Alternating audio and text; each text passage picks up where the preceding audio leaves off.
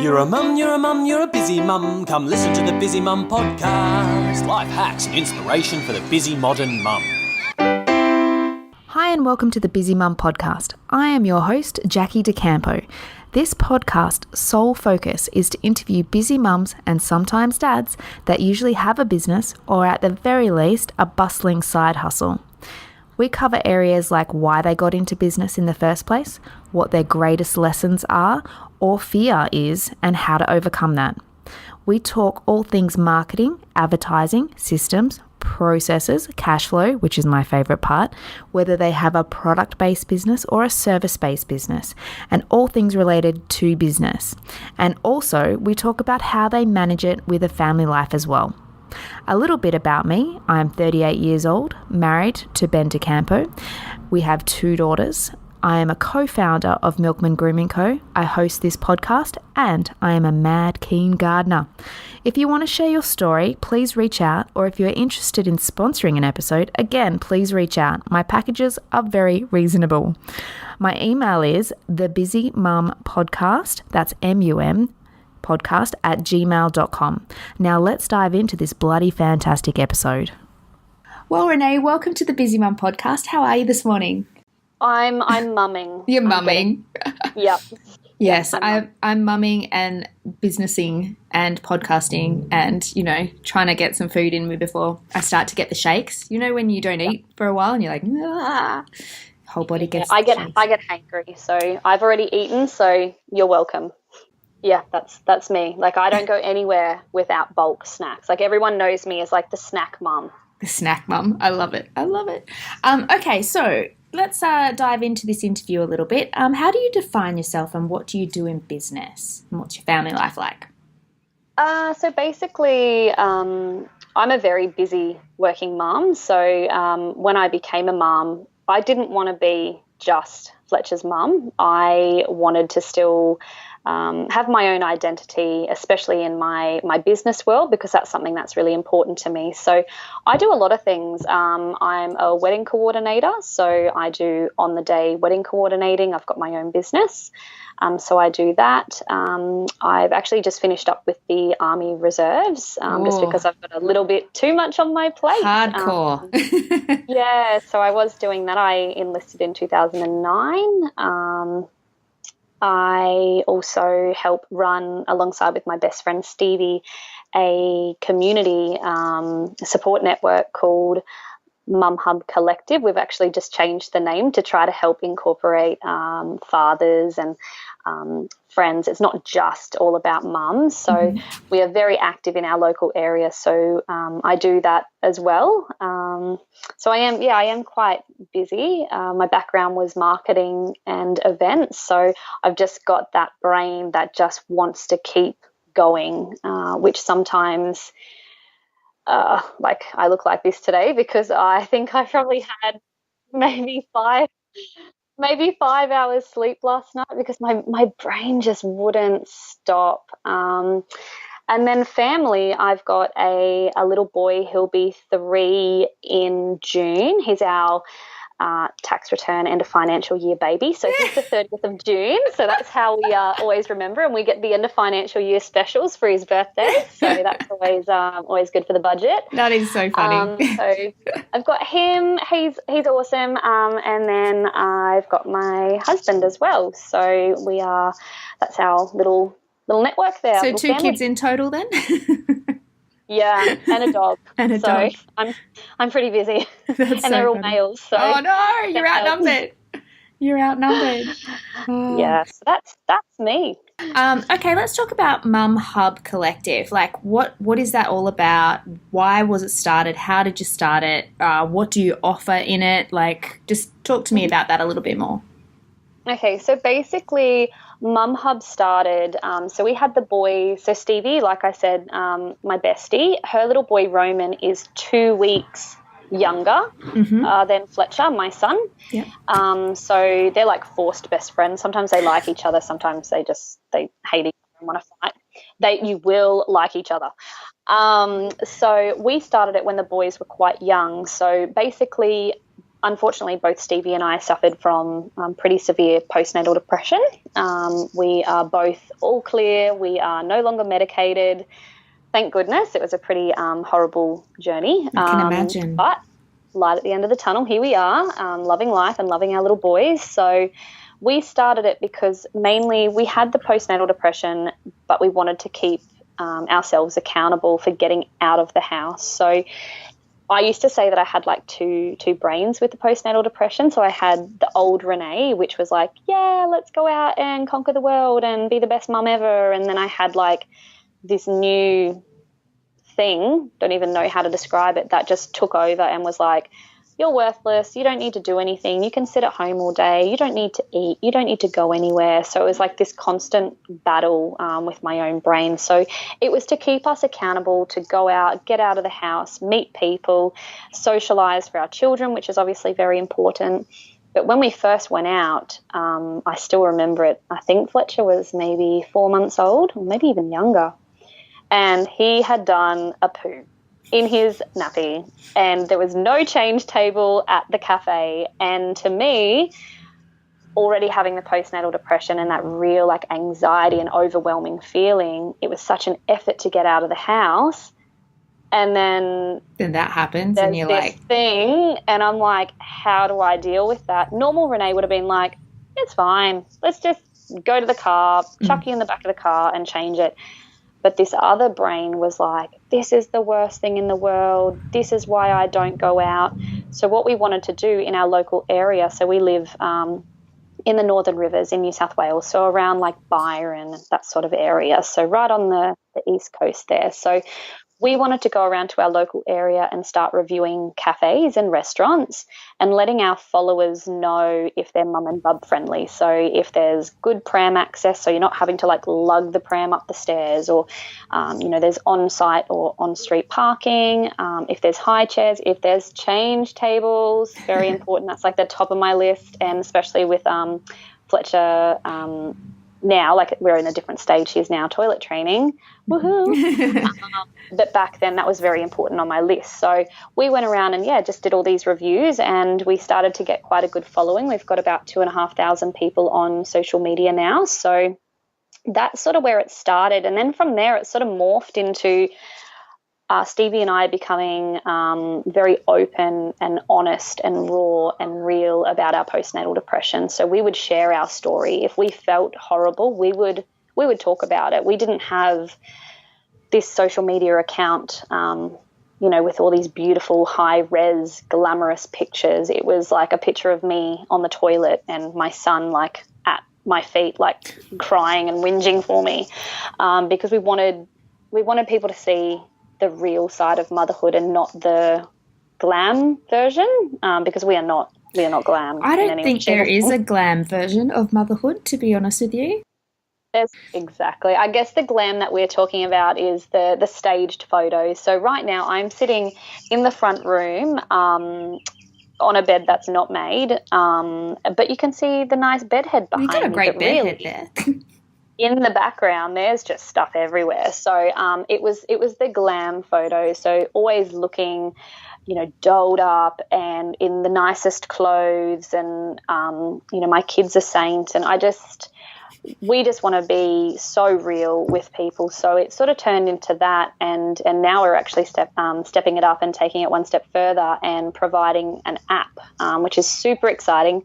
Super expensive, might I add. So any donations welcome to us. Help us. We're poor. Kim K, can you sponsor us? We're wanting to provide that to help encourage women to get out of their house and go into the cafes and have that sense of community and support and a safe space where they can feel that they've got all of these facilities on offer for kids, so they can just be the best version of, because you're still mum while you still got the kid there. So it's not like you're going out without the kid, which is always great. But once you're there, if that child can have some sort of entertainment or something to do, like a chalkboard or some toys, just for 5 minutes so you can drink a hot coffee, it makes a world of difference. It sure does. So watch this thing. Talk to me about this app like, what is it about? Like, how can people access it when it's launched? And does it cost any money to the user? And what is it? What is its main purpose? Okay, so basically it will be available in both the Apple Store and also Google Play, so Android and Apple users will be able to download it. Beautiful. Basically, we have put a price point on it because, like, help us, we're poor. And to be honest, Google and Apple end up taking a certain percent of it anyway. So see you later, money. Stop saying that. Please give us money. So I think we're gonna put a price point on it of $2.99, which is less than a price of coffee. And we all know that coffee fuels parents. So if it can be for half of the price of a cup of coffee as you take a sip of whatever you're drinking there, Cup of tea. Tea or coffee. So there will be a cost, but there are benefits included in that cost. So we're not just taking your money because we've developed an app. There is benefits of having the app. So we're trying to encourage local businesses to offer a discount.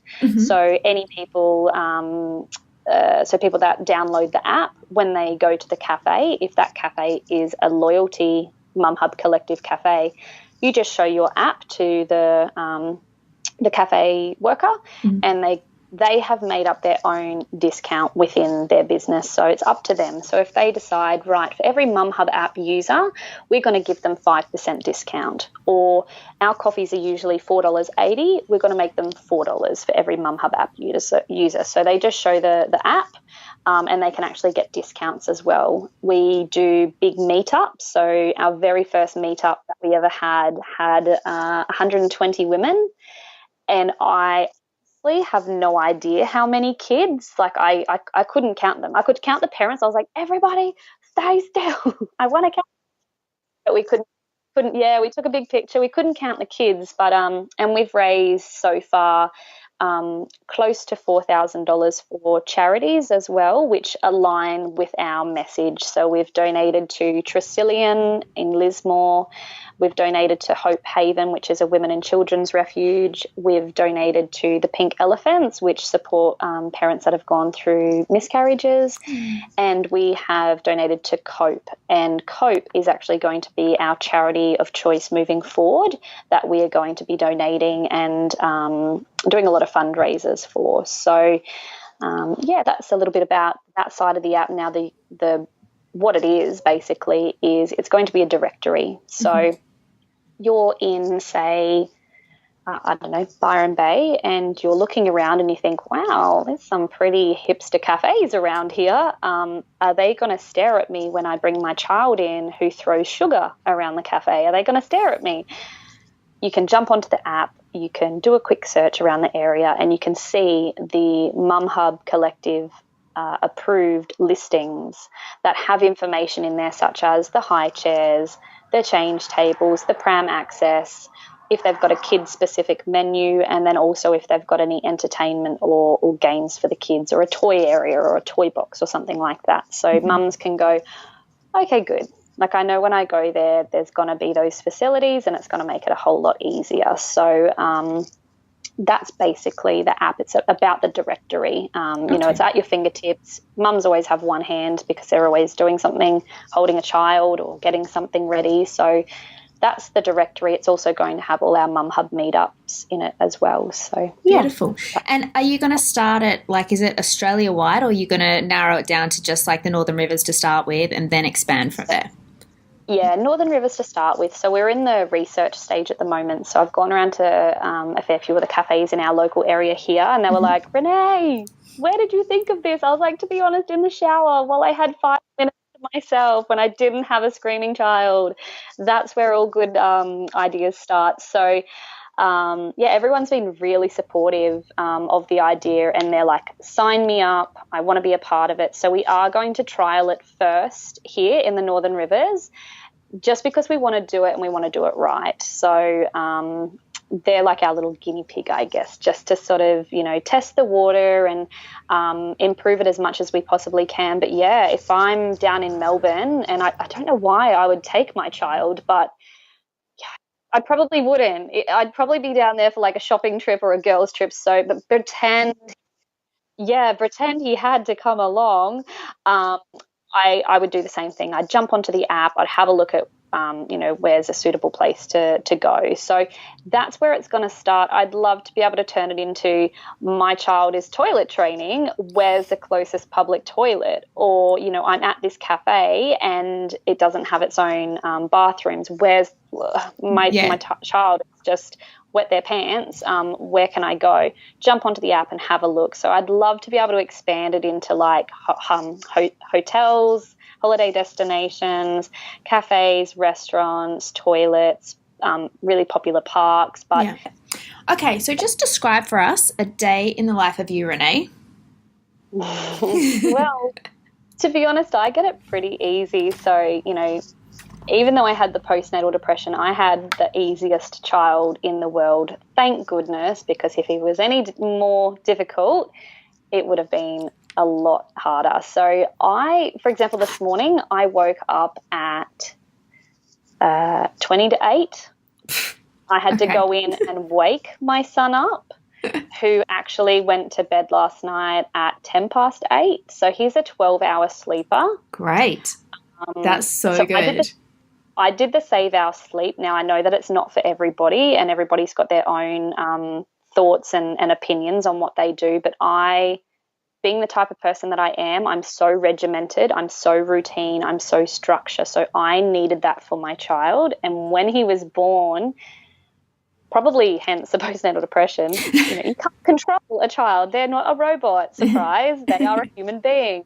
But I really tried to sort of take too much control because that's just how I'm used to working. And he wasn't an employee. He was actually my son. So I had to sort of change my whole mindset. But, yeah, so we did save our sleep and it worked a treat. So he's been sleeping through since he was 9 weeks old. That's pretty good. As every mother out there is like, damn you. So, yeah, I woke him up this morning. We watched Bluey. I don't know what that is. Best show ever, ABC Kids, 8 a.m. Best show ever. You need to watch it. I can do without it. Oh, no, it's so good. Like, even for adults, honestly, it's the coolest show. So we watched that and then he had some brekkie. He decided he didn't want oats. I made them. Still was chucking a tantrum, didn't want oats. I started to taste the oats to see if they were too hot. Then he decided he wanted oats. Mummy, you're eating my oats. Okay. So then he went to daycare. My life has started. Yeah, so I went and had like a catch-up with a girlfriend. I'm chatting to you. Then I've got another catch-up this afternoon. Then I'm going to pie and lattes, which is Pilates. Oh, pie and lattes. I'm like, what is pie and lattes? Yep, pie and lattes is what I call Pilates. And then I've got a client meeting this afternoon for Help Me Hitch for the wedding coordinating business. Then I've got a nice slow-cooked meal by my husband. So that's good. I just rolled my eyes in. I'm like, oh, so good. In a good way, not like, oh. The best advice that I ever got from my mom is don't start something that you don't want to finish. So, for example, if you don't want to continue to pat your child to sleep right up until they're 3, don't start it. If you don't want to have to pick your husband's towel up off of the floor after they've had a shower for the rest of your life, don't start it. So, oh my God, I love that advice. That's so good. He's just started the slow cooker. So guess who's going to be the slow cooker? The slow cooker. Yeah. So you've like dodged a bullet, really. Well, he's done one and I've done one. Like I actually really love cooking. And you've put in here, I've asked you what your go-to dinner is, and I actually love your response. Do you remember what you put down? Probably that I don't cook. Yeah, I don't cook. Yeah, I don't cook. I hate it. I hate cooking. What is it about cooking that you hate? Just you think, oh, wasting time? Could be doing other stuff? Yeah. And So when I grew up, or when I was growing up, I've never really grown up. So when I was growing up, don't spit your tea out. I was dancing, singing, speech and drama, horse riding, swimming. So I did something every single day after school. I was just this crazy Energizer bunny that just never stopped. And I've never been able to stop that sort of that part of my personality. So when it comes to cooking, I've never really had not good experiences with food, but I was never really home to really enjoy a proper home cooked meal because I was probably more so at dancing, 4 or 5 nights a week. Yeah.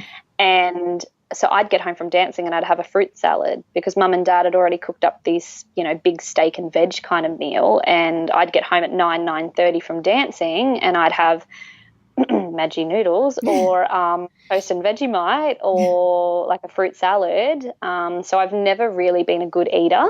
That's very interesting because like if you had have been home for, say, family meals like every night, maybe your opinion of upgrowing would be obviously a little bit different and your relationship to food would be different.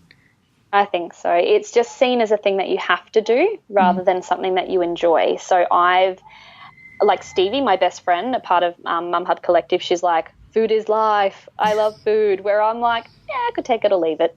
Like it's, obviously I would die without it, but it's not sort of high up on my priority list. So, I don't cook. Hate it. Would rather vacuum like 50 houses than cook a meal. Gross. I hate cleaning. See, I hate cleaning. Like it's my pet hate. I just think therapeutic. What is the point of it? Like I'm just everything's disgusting. Okay, let's get into some fun questions. So I did ask you what was the best advice you received, and you said that wonderful thing from your mum. If you don't want to keep doing things, don't start it. Which I haven't heard that before, and it's that's wisdom right there.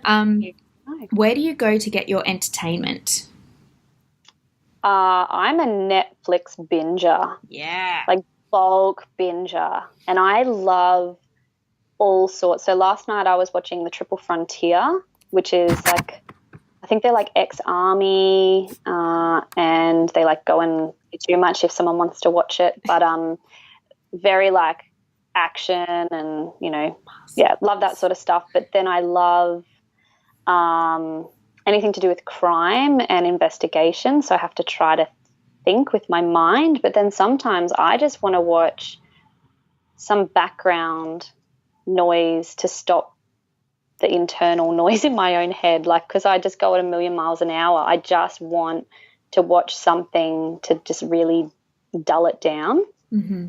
Yeah, no, I understand that. I love trashy stuff. Yeah, I love Netflix. Yeah.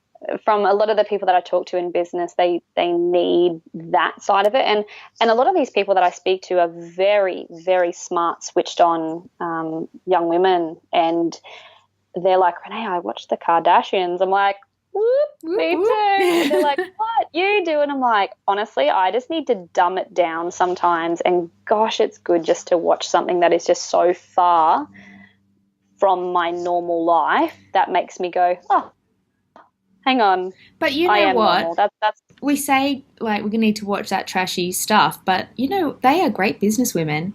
Like seriously, they've built an empire from nothing, or pretty much a sex tape. So like it is amazing, and it's like how can you replicate it without having a sex tape? I know. I was like, what?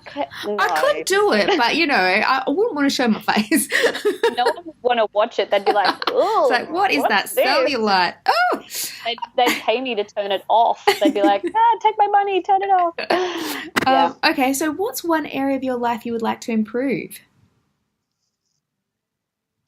Oh, my husband would probably say cooking. Well, he obviously didn't marry you for your cooking skills, so there you go. I didn't trap him with it. It's not like I cooked him, something one night and he thought she's the one. That definitely didn't happen. Probably, I think just sometimes I need a little bit of grounding, because my head does go in all these different areas, and I'm always on the go. And sometimes when Fletcher's here, I'm quite busy. I guess it comes down to time management. So when he's at daycare, do the work. When he's not, spend time with him. It's as simple as that. Don't, while he is at home, try to be playing with monster trucks and trying to, fill out some sort of an online form to submit some sort of grant.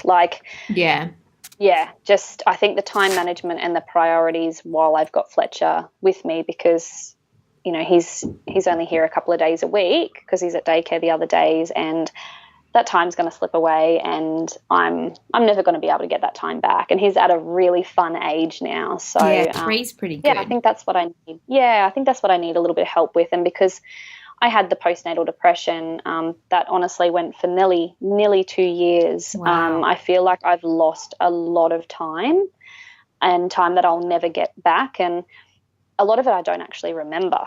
It's a massive blur to me. So I need to make the most of the time that I've got now, and put him as priority when he's here. Yeah. And that being said, even if you didn't have postnatal depression, the first 2 years of a baby's life is a blur. Really, even when you're not depressed, it's still like a grey area. I can't tell you all the milestones or anything like that with both my kids. So, and my body was very generous to me. It pumped me with happy hormones for a very long time. And because I was talking to my husband about having maybe a third kid, but I think we've already put the lid on that. And he said, Jackie, your body's very kind to you. It makes you in this beautiful bubble of happiness, but the rest of us here just screams. And I'm like, okay, I get it now. I get the other side of it. So cool. What is the greatest lesson you've learned in business that you can share? So I put you on the spot here. That's all right. I think I actually wrote that down for a different answer. So if you want a pony, ask for a dinosaur. So I used to work in an events organisation, and sometimes people would come to you with a $500 budget, and they wanted to jump out of an aeroplane with a parachute on their back, with fireworks coming out of their backpack, and land in a pit of balls and fairy floss for everybody. And I was like, $500 really? Okay. And I would just make it happen. So I'd go to all the people that I knew, and I would ask for the greatest thing I could possibly ever think of, thinking that's where the negotiation will start. So aim high, and then you can go back. And a lot of the time you go in and you say, hey, can I have a dinosaur? But really you only want a pony. But you say, can I have the dinosaur? And they go, yeah. And you're like, here's a T-Rex. And you're like, oh, okay. Cool. So that's probably the greatest thing that I've learned, is that you just ask. You don't be afraid to, and you're never gonna. You might get told no. You might get told no 500 times, but you know what? There's going to be a yes, and it's going to make all of those no's so worth it. So with Mum Hub Collective, I would love to go on the project. I love that. The project. I would love to go on Ellen. Okay. Wouldn't we all? That's my goal. What is your goal? I want to make a difference so great that, we get picked up by the project. And then I want to make a difference so great for all the things that we're doing in Australia for local business and local people, and building that network and that sense of community, and giving back to COPE. So the fundraising charity that we've chosen, I want people to see that we're doing that, and then Ellen be like, hey, Renee and Stevie, want to come over and party with me, and we'll give you heaps of free stuff. Yes. That's what I would love. So don't ever be afraid to go for what you want. Actually, it's funny that you say that, because I did say to my husband the other week ago, we're going to end up living in America. It's just my gut feeling. And then the other day he said, I think you're right. I think we will end up over there. So, Yeah, right. like, you kind of just plant the seed, just wait, let it grow a little bit. Let you both think about it. So, I mean, we haven't got any concrete plans or anything like that, but I don't know. It's But it's always out there. okay. I've got some quick questions, and then I'll let you get on with your day. Question number 1: what websites have you signed up to that you actually find value in receiving their emails? So the Cope website. So it's called Ready to Cope. So it's like an ebook, and basically it just helps mums to get ready for pregnancy and after your child is born. So instead of going down the postnatal path that Stevie and I did, we want to try to help capture before it happens. So knowing the warning signs and knowing all that sort of stuff. So that. But other than that, I'm a pod listener. I don't really subscribe to a lot of things. I don't read a lot of things. I hate reading. Okay. What's your favourite podcast then that's on your list at the moment? I love The Balanced Blonde. Okay, The Balanced Blonde. She's amazing. She's got Lyme's disease. Oh, yeah. The one that you get from ticks. Yeah, she's got that, and she is just amazing. I love listening to her. Beautiful. Actually, I just want to jump back. When you said that Ready to Cope, that's very interesting because someone told me, Jackie, when you have your baby, you get baby blues on day 3. And I'm like, sure you do. Fair enough. Day 3, bawling. I'm like, okay, this is normal. And it's true because when you know what's coming, you go, it's fine. It's fine. It's just the baby blues. But, the first time it happened. If that goes for 13 days, then you go, this is not the baby blues. That book said that it probably shouldn't last for that long. Maybe I should go and speak to someone about it. Exactly. So it's just having the knowledge, and it's not only just for you. So they're trying to develop one at the moment, I believe, for partners. Oh, beautiful! And they're trying to have it in, I think they said 10 different languages, so that people don't feel excluded because of languages. So I think that's what they're planning to do at the moment. Cool. What's one piece of advice you would give your pre-baby self? Do you remember your answer? Did I say don't do it? I'm grabbing my boobs. You said get breast implants. Oh my gosh, yes. Yes. No, I don't say don't do it. I love Fletcher, and I'm so grateful that we've had a child. We've had our little Fletcher. Get your boobs done beforehand because, man, what you're left with afterwards is not good. And more expensive if you want to get implants because you have to get a lift and implants and it's double the money. And from a budget point of view, that's not good. But no, on a serious note, just do the things that you want to do. If you want to go and do the traveling and the holidays, it's super hard to do that with a kid. We went to Thailand for 15 days and Fletcher was sick with the vomits the whole time. Like I thought there was something like horribly, horribly wrong with him and that we were going to come back to Australia and he was going to go straight to hospital, which he did. It's just hard with kids. So go and do the things, and it's so important to build your relationship up as strong as what it can possibly be, because when you bring that little bubba into the world, if you don't have that support network from your partner, it's hard. That's the most important thing. Like we wouldn't have Fletcher without each other. And so we always put so much importance on our relationship because if we're not good, then Fletcher's not good. So I would say relationship-wise, just make sure that is as strong as what it can possibly be so you can tackle anything together. Yeah, beautiful advice. And final question, what is the most useful and useless baby item you have?